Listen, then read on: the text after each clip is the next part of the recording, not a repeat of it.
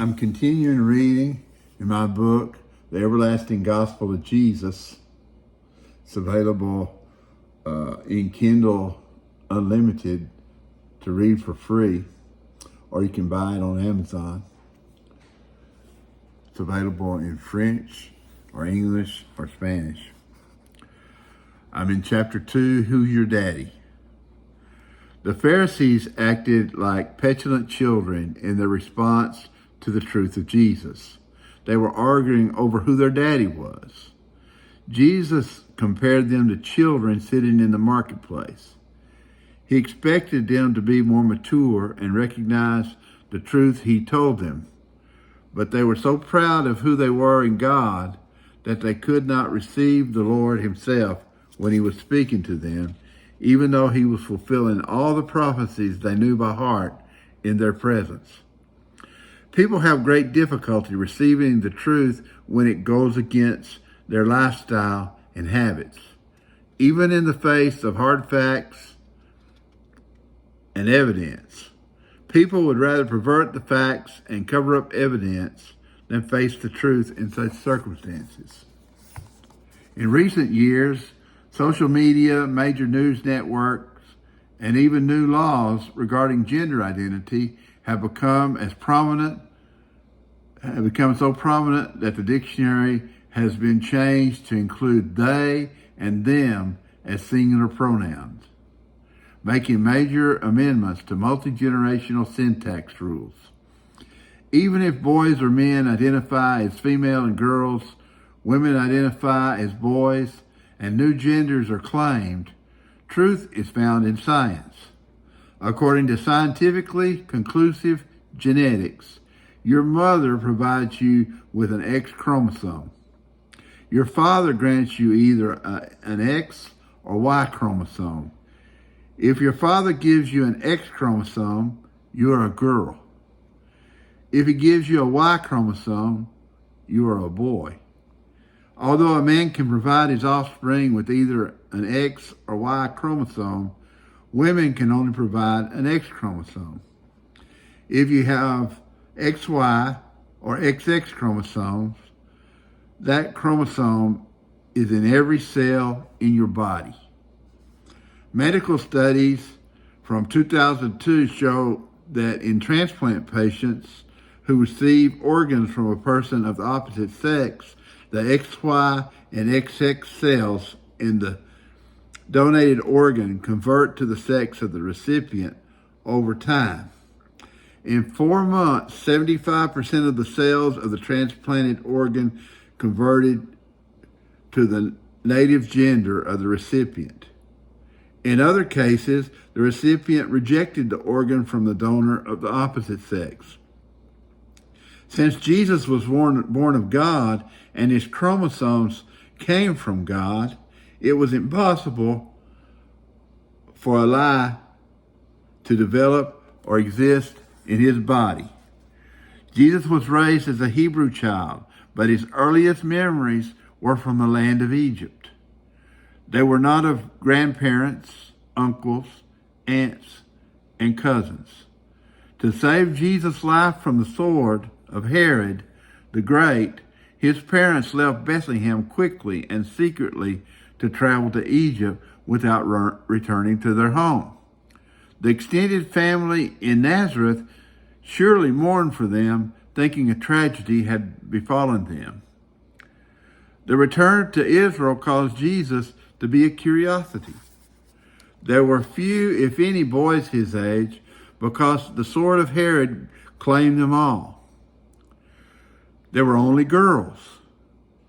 When people saw him, they knew he was the son of Joseph and Mary, who had miraculously returned from Egypt. His parents doubtless told him their stories of how an angel appeared to each of them to foretell of his birth, how the angels appeared to shepherds announcing his birth, and how the wise men found him by following his star. When Jesus went to Bible school, he was the only one in the class because he was the only boy his age. When he went to Jerusalem at the age of 12, he was the only boy there his age. He was the only bar mitzvah in 2 years. He was the only one in Judea his age. How could they forget him? They all knew who he was. In John 6:42, the Jews asked, "Is this not Jesus, the son of Joseph, whose father and mother we know?" How did they know him? From the bar mitzvah, where you say your name. He was Jesus, bar Joseph, the son of Joseph. Nobody could forget his bar mitzvah. They knew his name. He was the boy from the bar mitzvah. Jesus grew up to become the only man his age. When John baptized Jesus, he began to be about 30 years old. They did not say precisely how old he was, but it did not say about 29 years old or about 31 years old. They knew his age by counting the years that passed after Herod's purge of the baby boys. When the Jews questioned the man who was born blind after Jesus healed him, they stated, "As for this fella, we know not from whence he is," but yet referred to him as a sinner. The blind man's parents refused to admit that Jesus healed their son because they feared the Jews would evict them from the synagogue. The Jews pretended not to know who Jesus was, but they had placed rules in the synagogue specifically referring to Jesus. They pretended he was not present, but took every effort to make him unwelcome. All the while, people were seeking him because of his healing powers and miracles. Although there were no boys or men his age, there were always plenty of girls.